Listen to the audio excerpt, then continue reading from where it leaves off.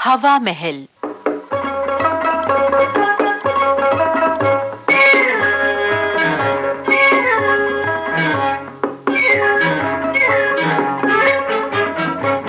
हवा महल में आज सुनिए नाटिका $1000।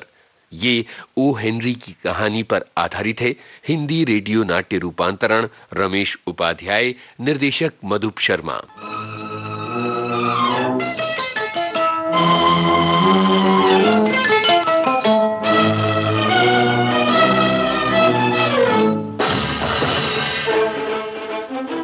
हाँ, तो समझे मिस्टर गिलियन जी।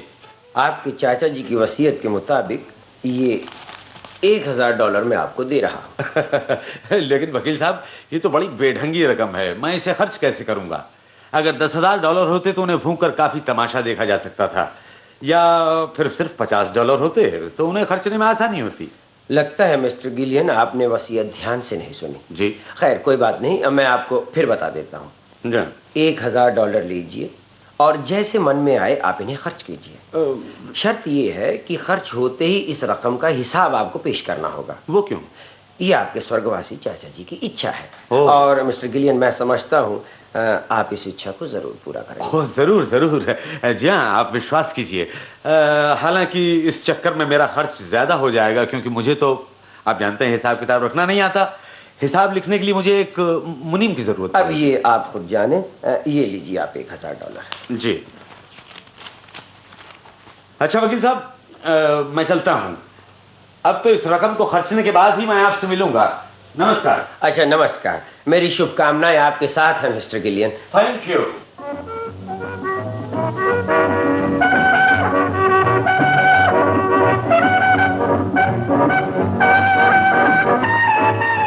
Hello mister Bryson. अरे ये क्या, तुम क्लब में आकर भी किताब पढ़ते हो? हाँ, घर हो या क्लब, क्या फर्क पड़ता है। खैर छोड़ो, तुम्हें एक मजेदार बात सुनाता हूँ। मुझे माफ करो गिलियन। तुम बिलियर्ड रूम में जाकर किसी को सुनाओ, मुझे तुम्हारी बकवास बिल्कुल अच्छी नहीं। अरे भाई सुन तो लो, आज की बात बहुत बढ़िया है, लेकिन इतनी अजीब, इतनी गंभीर कि बिलियर्ड रूम में नहीं सुनाई जा सकती। और फिर मुझे तो तुम्हें ही सुनाने में मजा आता है। अच्छा बोलो भी, क्या हुआ है? भाई हुआ ये कि मैं आज एक अजीब उलझन में फंस गया हूँ। किस उलझन में? और यार तुम तो हमेशा उलझनों में ही फंसे रहते हो। सुनो तो, इस बार की उलझन बहुत ही विचित्र है। हुआ ये कि मेरे चाचा जी वसीयत में मुझे $1000 दे गए हैं। मैं अभी चाचा जी के वकील टॉलमैन एंड शार्प के दफ्तर से आ रहा हूँ। अब तुम बताओ कि $1000 का मैं क्या करूँ? सिर्फ $1000? हाँ। मेरा अनुमान था तुम्हारे चाचा जी के पास कम से कम $5 लाख होंगे। तुम्हारा अनुमान बिल्कुल सही है ब्रायसन, लेकिन चाचा जी अपना बाकी धन एक अस्पताल के बनाने के लिए दे गए हैं, और मुझे $1000 के अलावा अपने रसोइये और नौकरानी को एक अंगूठी और $10 लेकिन तुम तो वैसे भी बहुत अमीर आदमी हो, हमेशा इतना खर्च करते हो कि। बात यह है ब्रायसन कि मेरे चाचा जी मुझे जेब खर्च के लिए बहुत पैसा देते थे। मेरे लिए वे कुबेर से कम नहीं थे। तो तुम्हारे चाचा जी का कोई वारिस नहीं है? कोई नहीं। हाँ, उनके मित्र की लड़की है जिसे वे पाल पोस कर बड़ी कर गए हैं। वो लड़की अब भी चाचा जी के मकान में रहती है। वो बहुत सीधी है, सरल, और हाँ, उसे संगीत से बहुत प्रेम है। मिस हेडन है उसका नाम, मिस मरियम हेडन। तो उसे कुछ नहीं मिला? अरे उसके साथ भी वही मजाक किया गया, एक अंगूठी और $10। अच्छा होता कि मुझे भी इतना ही मिलता। क्यों? तब खर्च करने के लिए इतना परेशान तो ना होना पड़ता। देखो ब्रायसन, बनो मत, ज्यादा समझदार होने का ढोंग मत करो। ये बताओ कि इन $1000 को मैं खर्च कैसे करूं? $1000? चाहो तो इनसे एक बढ़िया सा मकान खरीद लो, चाहो तो बीमारों और भूखे नंगों की मदद करो, किसी गरीब विद्यार्थी को उसकी पढ़ाई के लिए दे दो, चाहो तो कोई अमूल्य कलाकृति खरीद लो, और नहीं तो न्यू हैम्पशायर के किसी छोटे शहर में चले जाओ और 2 साल तक मजे से इज्जत की जिंदगी। बस करो, मैं तुमसे उपदेश सुनने नहीं आया। तब तो तुम्हारे लिए एक ही रास्ता रह जाता है। वो क्या? वो ये कि तुम इस रकम से कोलंबिया थिएटर की एक्ट्रेस मिस लॉरियर के लिए हीरे का एक लॉकेट खरीद लो और खुद जहन्नम में चले जाओ। मिस लॉरियर के लिए हीरे का लॉकेट? हाँ, ये ठीक है। मैं जानता था कि तुम मुझे सही सलाह दोगे। तुमने मेरे मन की बात कह दी ब्रायसन। मैं इस रकम को एक मुश्त खर्च कर देना चाहता हूं, क्योंकि मुझे इसका हिसाब पेश कर। और लंबा चौड़ा हिसाब लिखना तुम्हें बिल्कुल पसंद नहीं? बिल्कुल नहीं। क्यों? अच्छा तो मैं चला। अच्छा।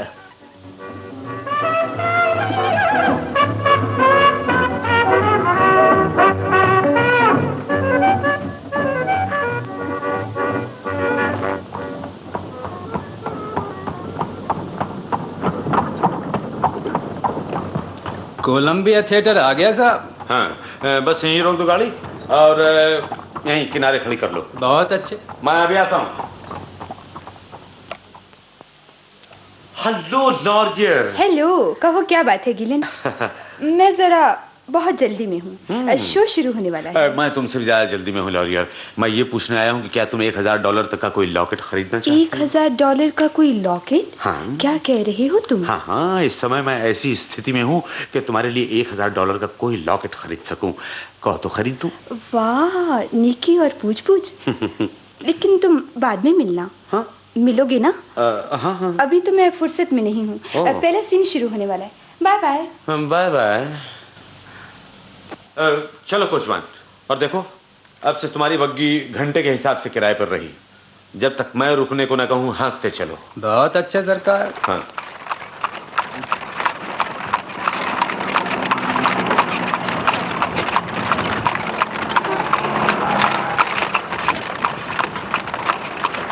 लाल नीली पेंसिलें, रंग बिरंगी पेंसिलें, अंधे का रोजगार है बाबा, भगवान तुम्हारी मदद करे। लाल नीली पेंसिलें, रंग बिरंगी पेंसिलें, अंधे का रोजगार। कोचवान जरा बग्घी रोको।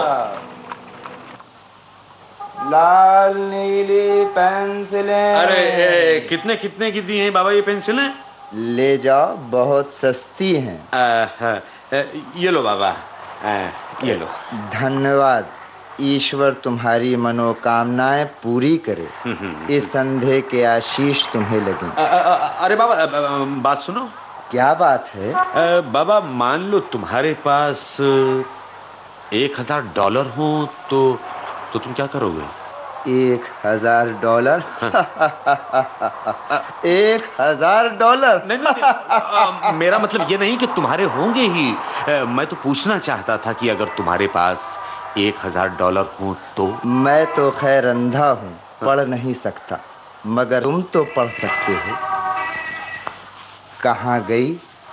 हाँ, ये रही मेरी बैंक पासबुक।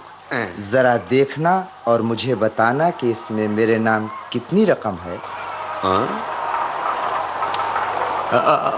मगर इसमें तो। हाँ हाँ, रुक क्यों गए? इसमें तो पहले से ही $1785 जमा है। हाँ, अब तुम ही बताओ इनका क्या किया जाए। ये तो सोचना होगा।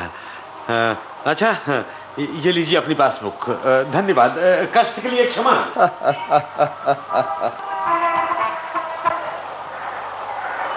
चलो कोचवान। जो हुक्म सरकार।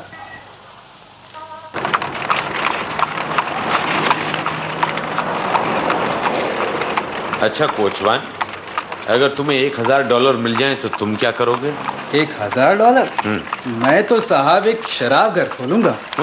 और मेरी नजर में एक जगह भी है जहां सोना बरस सकता है। चौराहे के नुक्कड़ पर एक 3 मंजिला मकान है। अगर आपका इरादा हो तो। नहीं, मैं तो यूं ही पूछ रहा था। अच्छा जरा बग्घी रोको तो।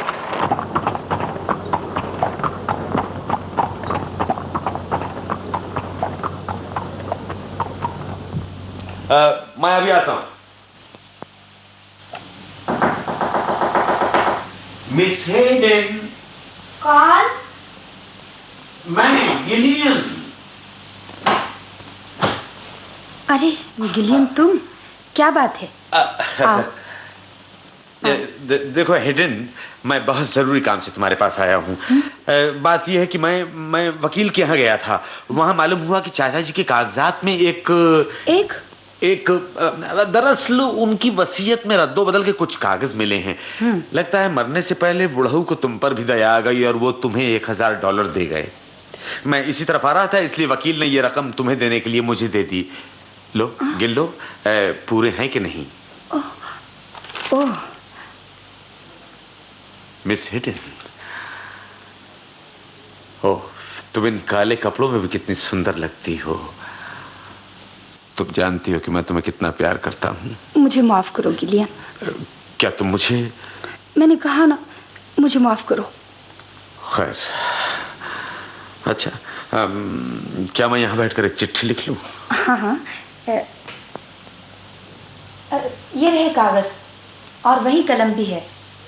हाँ, अच्छा, ठीक है। आगे कपूत रॉबर्ट गिलियन ने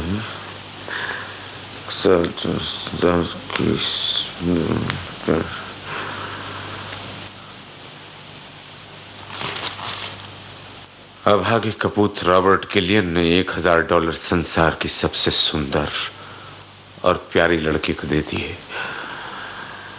बस ये लिखा गया हिसाब।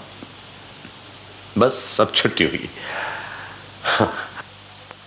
अच्छा मिस हेडन, मैं जा रहा हूं। नमस्कार। नमस्कार।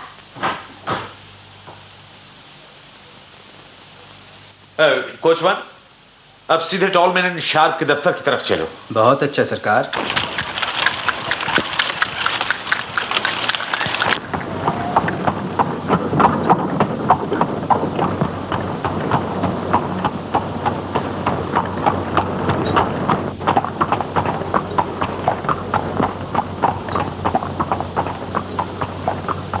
तुम यहीं रुकना, मैं अभी आता हूं। अच्छी बात। वकील साहब, मैं $1000 खर्च कर आया हूं और वादे के मुताबिक हिसाब देने आया हूं। इस लिफाफे में हिसाब का कागज है। अच्छा, मैं चलूं? ठहरिए ठहरिए मिस्टर गिलियन। जी। शार्प, जरा वो लिफाफा निकाल। हाँ, ये लीजिए। इस लिफाफे में क्या है? आपके स्वर्गवासी चाचा जी हमें हिदायत दे गए थे मिस्टर गिलियन जी, कि जब तक आप $1000 के खर्च का हिसाब पेश न करें जी, तब तक ये लिफाफा न खोला जाए। जी। आपने उनकी शर्त पूरी कर दी है, इसलिए अब फिर कोई नई मुसीबत?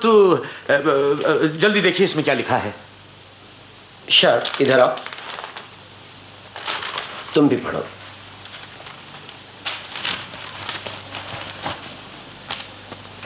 मिस्टर गिलियन, इसमें लिखा है कि अगर आपके $1000 खर्च करने के ढंग से यह साबित हो कि आप में कुछ सराहनीय गुण हैं। सराहनीय गुण? मतलब ये कि अगर आपने $1000 समझदारी से या किसी का उपकार करने में या किसी निस्वार्थ काम में खर्च किए तो आपको $50,000 और मिलेंगे। लेकिन अगर आपने पहला $1000 उसी तरह खर्च किया जिस तरह के अब तक अपने पैसे खर्च करते आए हैं, तो माफ कीजिए, ये शब्द मेरे नहीं, आपके चाचा जी के हैं। ओह, खैर, आप आगे बताइए। तो ये $50,000 मिस मरियम हेडन को दे दिए जाएंगे। अब मैं और मेरे साथी मिस्टर शार्प आपका हिसाब देखकर फैसला करेंगे कि अरे अरे ये क्या कर रहे हैं आप? अरे लिफाफा क्यों छीन के ले गए? आप अपने हिसाब का लिफाफा फाड़ क्यों रहे हैं? अरे हमें पढ़ने तो दीजिए। क्या सब ठीक हो गया जनाब। अब आपको तकलीफ करने की कोई जरूरत नहीं। अब आप चाचा जी की वसीयत के अनुसार सारी रकम मिस हेडन को दे दीजिए। मैं ये $1000 जुए में हार गया हूं, लिहाजा मिस हेडन ही इस रकम के उत्तराधिकारी हैं। आप लोगों का शुक्रिया। नमस्कार।